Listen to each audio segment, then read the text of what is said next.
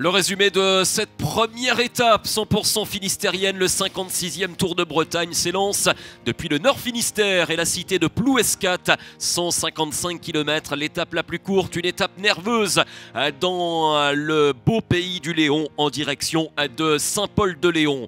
Départ réel donné peu après 13 h. Beaucoup d'attaques, beaucoup d'offensives, de nombreuses tentatives durant une première heure. Menée à très haute vitesse, 47 km/h de moyenne et très peu de marge de manœuvre pour les attaquants qui n'ont jamais pu prendre plus de 10 secondes d'avance. Il faudra patienter finalement la mi-course avec cette première attaque très importante, celle d'Axel Wens, le nordiste de la formation Circus.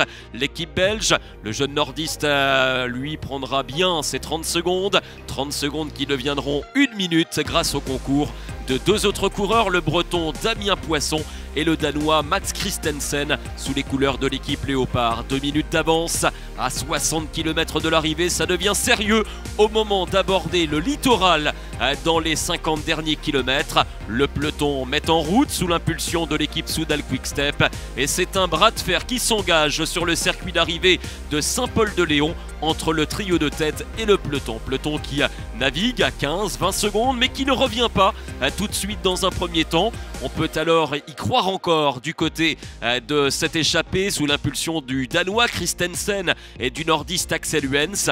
Deux hommes qui prolongent l'aventure un petit peu plus loin. Derrière, on accélère avec ici Théo Delacroix, l'ancien champion de France Espoir qui tente de revenir seul mais il n'y parviendra pas. Mats Christensen s'offre un véritable barou d'honneur dans les 10 derniers kilomètres. C'est le dernier rescapé de l'échappée matinale. Le peloton se rapproche encore et toujours et parviendra finalement à revenir à l'entame des 5 derniers kilomètres. 5 km de feu d'artifice sous l'impulsion des coureurs du CIC Unant Atlantique. Le sprint se prépare, un sprint que l'on croit idéalement lancé pour les hommes en bleu qui finalement se verront débordés dans les tout derniers mètres. Ce faux plat montant pavé vers la cathédrale de Saint-Paul-de-Léon va voir triompher un coureur américain de 20 ans. Le Californien Luc Lamperti remporte l'étape et il fait coup double. Luc Lamperti devient le premier leader du Tour de Bretagne et il s'impose ici au nez à la barbe de l'ensemble des sprinteurs du peloton. Lamperti, c'est le premier coureur à s'imposer cette semaine.